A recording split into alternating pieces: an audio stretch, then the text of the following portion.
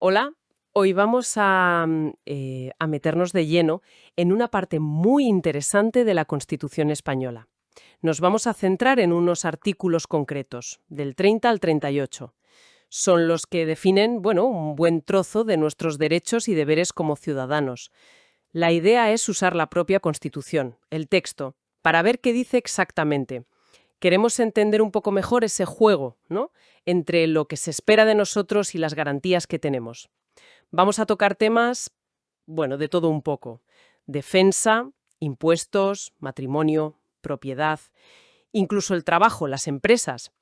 Es curioso cómo mezcla deberes, como defender España o pagar impuestos, con derechos, como la objeción de conciencia, casarse en igualdad o la libertad de empresa. En fin, una mezcla potente. Vale, pues vamos a desgranar esto. Empezamos por el artículo 30, si te parece, el de la defensa de España. Ujú. Y ya de entrada, es curioso cómo lo formula. Dice, derecho y deber de los españoles. Las dos cosas. Sí, esa dualidad es importante desde el principio. No lo plantea solo como una obligación impuesta. Claro. Y luego ya remite a la ley, bueno, para fijar las obligaciones militares concretas y demás. Exacto. Pero no se queda ahí, que eso es lo interesante. No, porque luego habla de la objeción de conciencia. Y dice que la ley la regulará con las debidas garantías. Precisamente, eso es un punto clave. Reconocer constitucionalmente que puede haber un conflicto entre ese deber de defensa y la conciencia individual. Y exigir garantías. Y menciona una prestación social sustitutoria, incluso otras causas de exención y un servicio civil, vamos, que abre varias puertas. Abre varias puertas. Y además, contempla deberes ciudadanos en casos de emergencias civiles, grave riesgo o catástrofes. O sea que la idea de deber ciudadano va más allá de lo militar. Esa corresponsabilidad, sí. Es una arquitectura, bastante avanzada para equilibrar la seguridad colectiva y la libertad personal, como la Constitución ya prevé esa tensión, ¿no? Mm.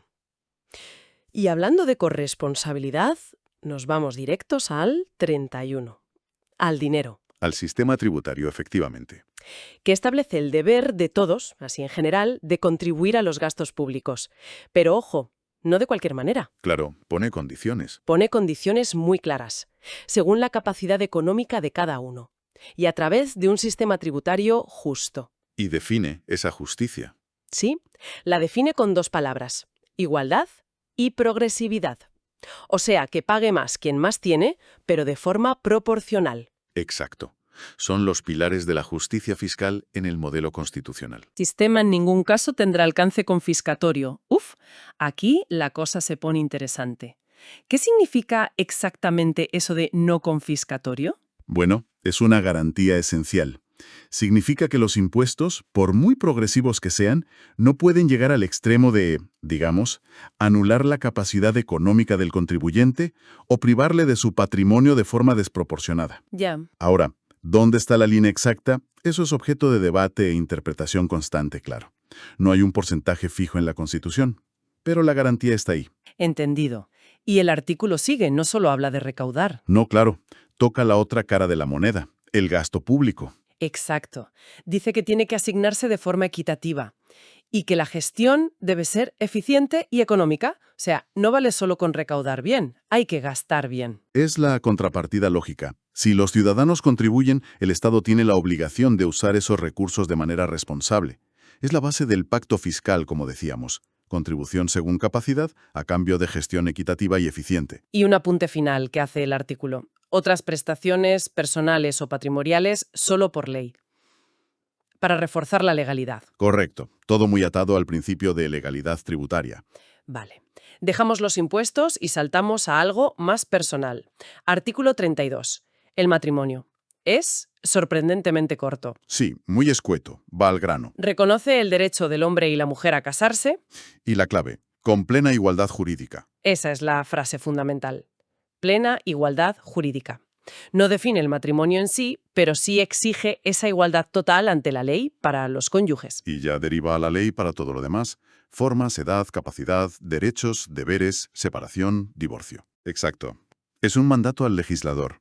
Y ese principio de igualdad ha sido, absolutamente crucial para toda la evolución posterior, incluyendo el matrimonio igualitario, claro. Demuestra cómo un principio, aunque redactado hace décadas, puede ser tan potente, ¿no? Desde luego. Tiene una capacidad de adaptación a la realidad social muy importante. Vale. Y seguimos en la esfera personal, pero también patrimonial. Artículo 33. Propiedad privada y herencia. Otro pilar. Reconoce ambos derechos, pero Pero introduce enseguida un concepto clave, la función social. Dice que esta función delimitará el contenido de estos derechos, o sea que no son absolutos. exactamente. La propiedad y la herencia están reconocidas, pero no son ilimitadas. Tienen que cumplir una función social, según definan las leyes. Es un equilibrio constante entre el interés individual y el colectivo. Y para que no haya dudas sobre cómo se limita, detalla mucho las condiciones para quitarle a alguien sus bienes, para la expropiación. Sí, las garantías son muy claras. Causa justificada de utilidad pública o interés social. La correspondiente indemnización, y siempre conforme a las leyes. Causa justificada, indemnización y ley. Un triple candado, digamos. Podríamos decirlo así. Es la protección del individuo frente a una posible arbitrariedad del poder al limitar ese derecho por razones de interés general. La función social modula el derecho, pero la expropiación tiene garantías fuertes. Mencionas el interés general, y eso nos conecta bien con el siguiente, el 34, el derecho de fundación. Correcto. Se reconoce el derecho a crear fundaciones, pero también con una condición. Que sean para fines de interés general. Y de nuevo, con arreglo a la ley. No vale cualquier fundación. Exacto. Tienen que tener esa vocación de beneficiar a la colectividad. Fines culturales, educativos, asistenciales, lo que sea, pero de interés general. Y se remite al artículo de las asociaciones para decir dos cosas. Que son ilegales las que tengan fines o medios delictivos El lógico. y, muy importante, que solo un juez puede disolverlas o suspenderlas, con una resolución motivada. Eso es una garantía fundamental para la sociedad civil.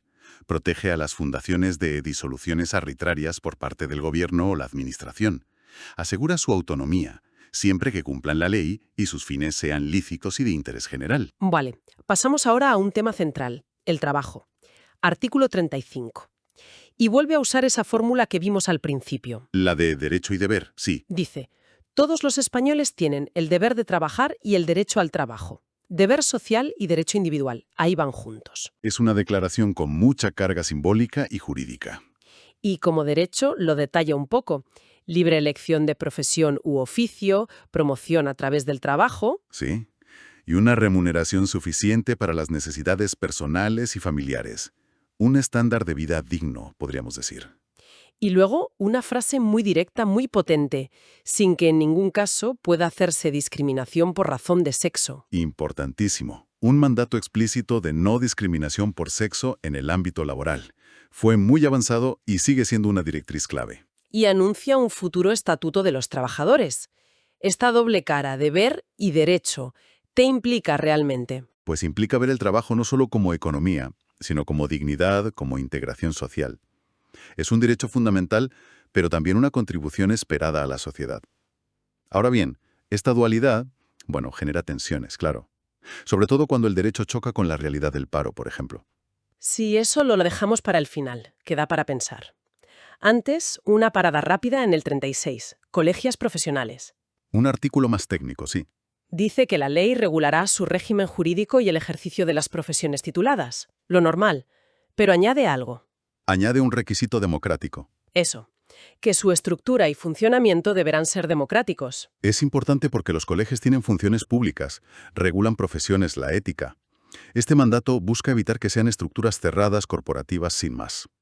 Deben funcionar democráticamente para sus miembros y, por extensión, en beneficio de la sociedad. Entendido. Y de ahí al mundo de las relaciones laborales colectivas. Artículo 37. Un peso pesado del derecho laboral. Sin duda.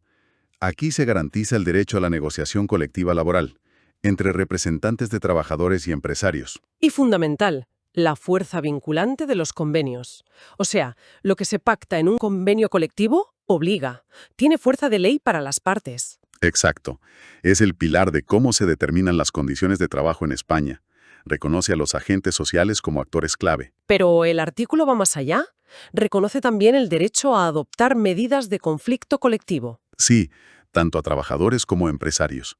Para los trabajadores, aquí está implícito el derecho fundamental a la huelga. Pero con un límite claro. La ley que regule este derecho tiene que asegurar el mantenimiento de los servicios esenciales de la comunidad. Bien, ahí está el equilibrio delicado. Reconocer el conflicto, la huelga como herramienta, pero proteger al mismo tiempo el interés general, asegurando servicios básicos, sanidad, transporte, seguridad. Definir qué es esencial y cómo se garantiza, eso siempre trae cola, ¿no? Desde luego, es uno de los puntos de fricción y debate constante. La ley y los tribunales tienen que ponderar continuamente estos dos intereses constitucionales. Bien, y cerramos este recorrido con el último artículo de hoy, el 38. Volvemos a la economía general. Libertad de empresa. Así es. Se reconoce la libertad de empresa, pero matiza, en el marco de la economía de mercado. No es una libertad en el vacío. Correcto. La sitúa dentro de un modelo económico concreto. Y dice que los poderes públicos la garantizan y protegen. Y también la defensa de la productividad. Un mandato de apoyo a la actividad económica. Pero, siempre hay un pero en estos artículos de equilibrio. Suele haberlo, sí.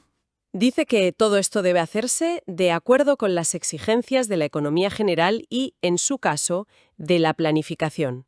O sea, la libertad de empresa está reconocida, pero subordinada al interés general. Exactamente. Es la base de la economía social de mercado que consagra la Constitución. Iniciativa privada sí, pero regulada y orientada por los poderes públicos según las necesidades generales. Vuelve a resonar la idea de función social que vimos en la propiedad. Libertad, pero con responsabilidad colectiva. Vale. Pues hemos repasado estos 9 artículos, del 30 al 38. Ha sido un viaje intenso.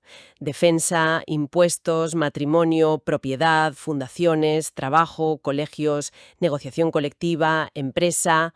¡Uf! Un buen repaso, sí. Si tuvieras que sacar una idea general, un hilo conductor de todo esto, ¿qué panorama nos dibujan estos artículos? Pues yo diría que el panorama de un Estado que intenta constantemente equilibrar. Equilibrar derechos individuales y colectivos con deberes cívicos. Equilibrar la libertad con el interés general. Siempre buscando ese punto medio. Eso es.